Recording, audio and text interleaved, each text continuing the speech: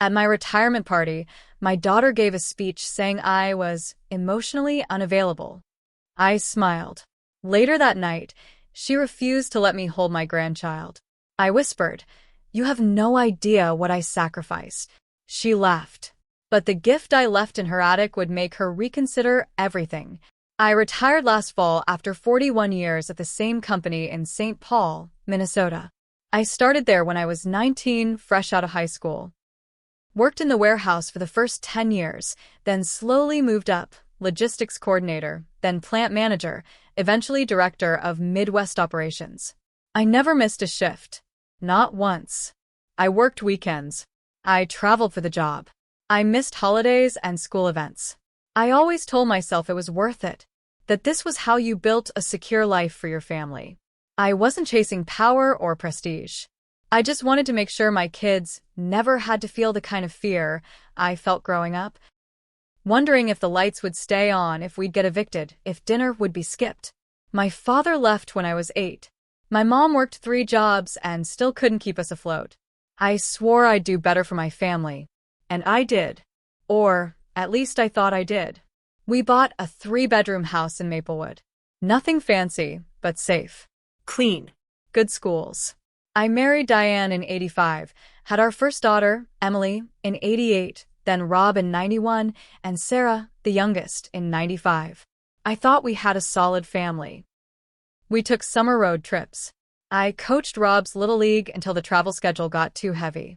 I helped with homework when I was home. I knew I wasn't the warmest dad. I didn't cry at graduations. I didn't hug a lot. But I was there, in the only way I knew how. I made sure they never went without. So when my company threw me a retirement party at this local banquet hall downtown, I thought it would be a nice way to wrap things up. My coworkers, my old boss who had flown in from Chicago, even some of the warehouse guys I started with showed up. Emily came in from Portland. Rob brought his wife and 2 kids from Des Moines. Sarah, my youngest, the one who only lived 20 minutes away, came in with her husband and their new baby boy. He's just 6 months old. They gave speeches. Toasts. Some funny, some heartfelt. Then Sarah stood up. She had a glass of wine in one hand and the microphone in the other. She smiled at me. I smiled back. And then she started. I've always admired how hard my dad worked. He gave us everything we needed, roof over our heads, food on the table, college tuition. But he was emotionally unavailable. People shifted in their seats. He missed birthdays, recitals, soccer games. He never talked about feelings. He never asked us how we were really doing. He paid the bills, but he didn't really see us. There were some awkward chuckles in the room. I forced a smile. Just sat there, taking it. My old boss looked uncomfortable. My coworkers stared at the floor. She wrapped it up with, "We love you, Dad. Even if you were more of a provider than a parent." Everyone clapped. I nodded like a damn fool. I didn't say anything. What could I say? That she was wrong? That I gave my entire life to make sure she never had to work a fast food job after school? That I gave up my own happiness, my own marriage, to keep that house running? Diane and I divorced quietly in 2012. The kids were grown by then. They always assumed it was mutual. It wasn't. She left because I had nothing left to give her emotionally. That's fair. But no one ever asked why I was so drained all the time. After the party, I stopped by Sarah's house on the way home. I wanted to say goodbye to the baby, hold him once before they flew to Denver for her husband's new job.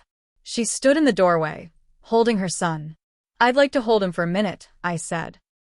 She shifted the baby on her hip and gave me this look. Cold.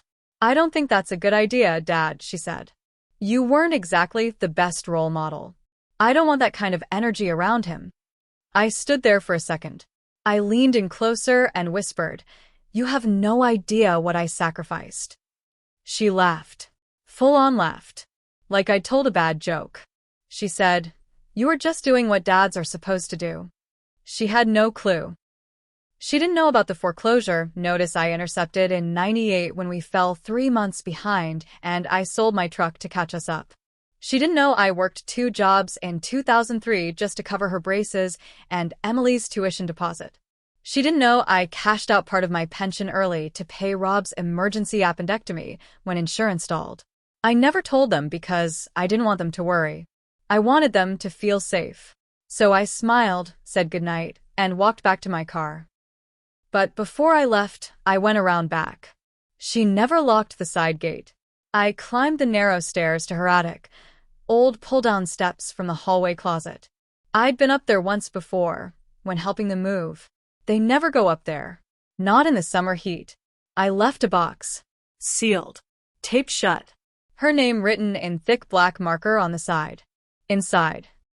Old pay stubs, letters I never mailed, my journals from the 90s when I nearly lost everything, the second mortgage paperwork, photos of me sleeping in my car with a note on the back, December 2008.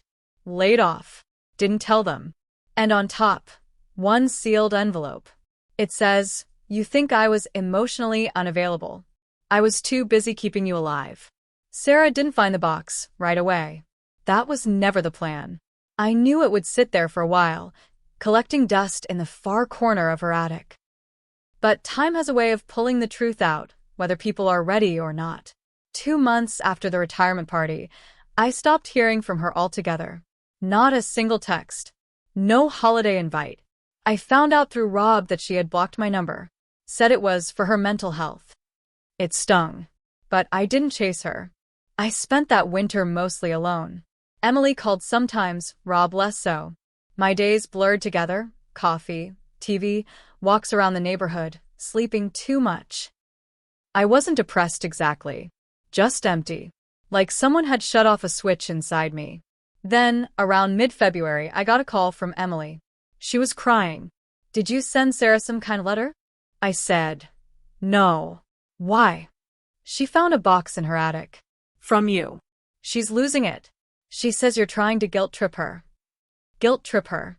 She had read one journal entry, just one, and had come completely undone. She texted Emily screenshots of the pages. Scribbled handwriting about how I pawned my wedding ring in '99 to pay for Christmas. Notes about therapy I started in secret.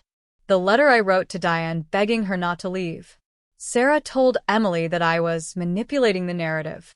That I was trying to paint myself as some kind of martyr.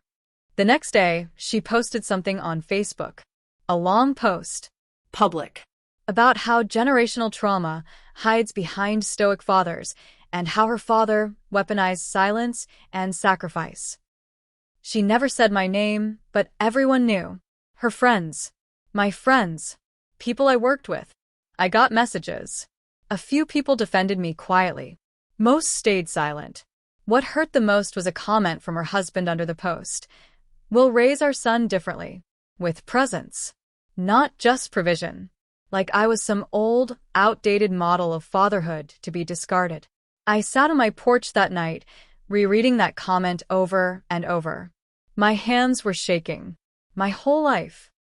Everything I gave, everything I didn't do because I was too busy doing what needed to be done, was being thrown back at me like I was some villain in their origin story. I thought maybe Rob or Emily would step in. Set the record straight. They didn't. They were quiet. Too quiet. That's when I realized something I should have seen long ago. This wasn't just about Sarah. It was all of them. I had been nothing more than a paycheck to my kids. A background figure. The man who made the money, kept the roof up, and stayed out of the way. And now that I wasn't providing anymore, now that the checks had stopped, they didn't need the rest of me either. So I decided I'd stop protecting them from the truth. All of it. I still had copies. Of everything. I started sending one envelope per week. To Sarah's house. To Rob's house. To Emily's apartment. Each labeled with one of their names. Each containing a chapter they had never read. A piece of my life they never knew. 1 week. The eviction notice from 1997. Next week, the second job, I worked nights under a fake name to avoid union penalties. After that, the letter from Diane admitting she'd emotionally checked out years before the divorce. I didn't write a word of explanation. Just truth. Raw. Undeniable. And then the phone call started. The first call came from Emily. She sounded shaken. "Dad." I didn't know. I didn't know about the second mortgage. Or that Mom emptied the savings account before she left.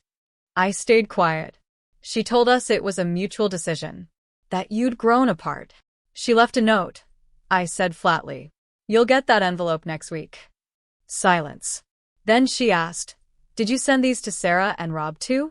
Yes. She exhaled. She's not handling it well. That was an understatement. 3 days later, Rob called. He wasn't angry, just cold.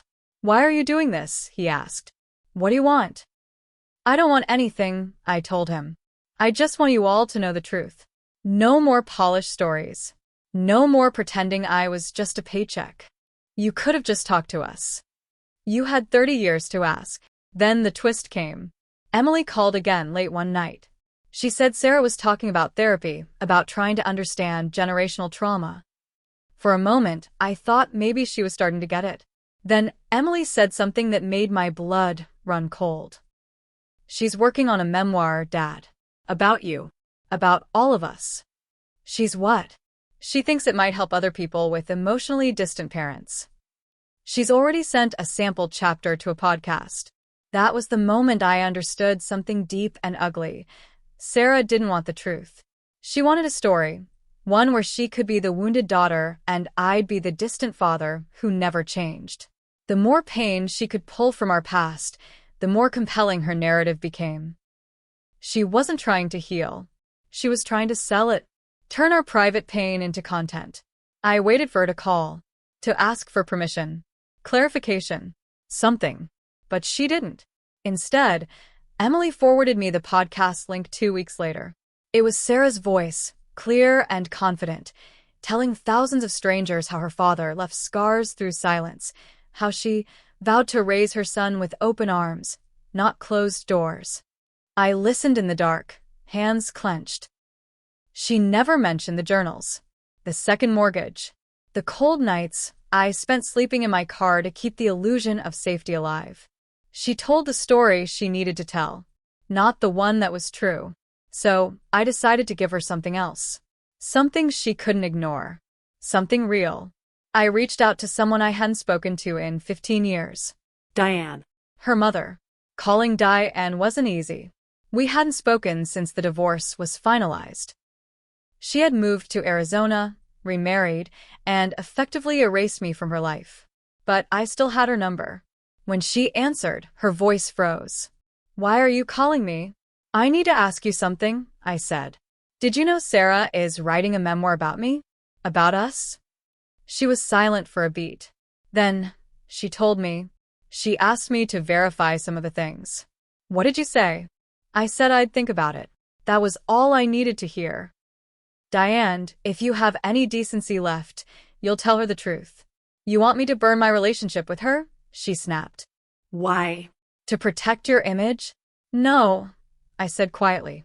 To protect our grandchildren from growing up on a lie. I hung up. I didn't expect her to do anything.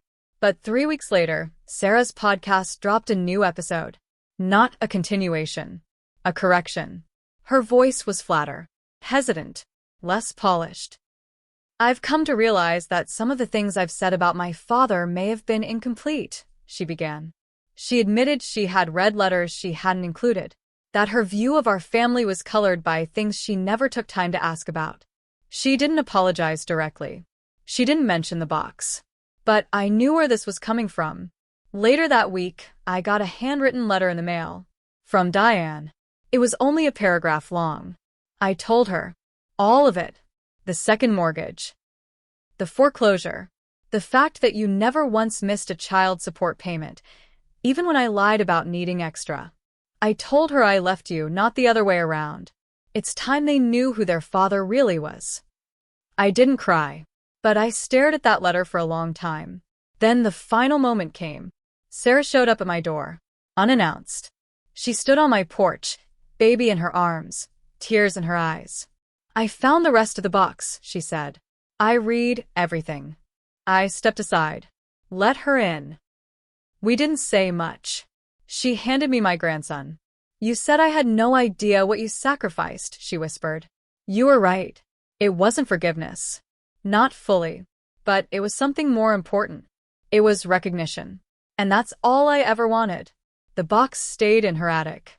I told her to keep it there. Not as guilt. Not as proof. As truth. The kind that doesn't need a podcast or a memoir. Just a quiet attic. And a father who never stopped loving his kids. Even when they didn't understand what that looked like.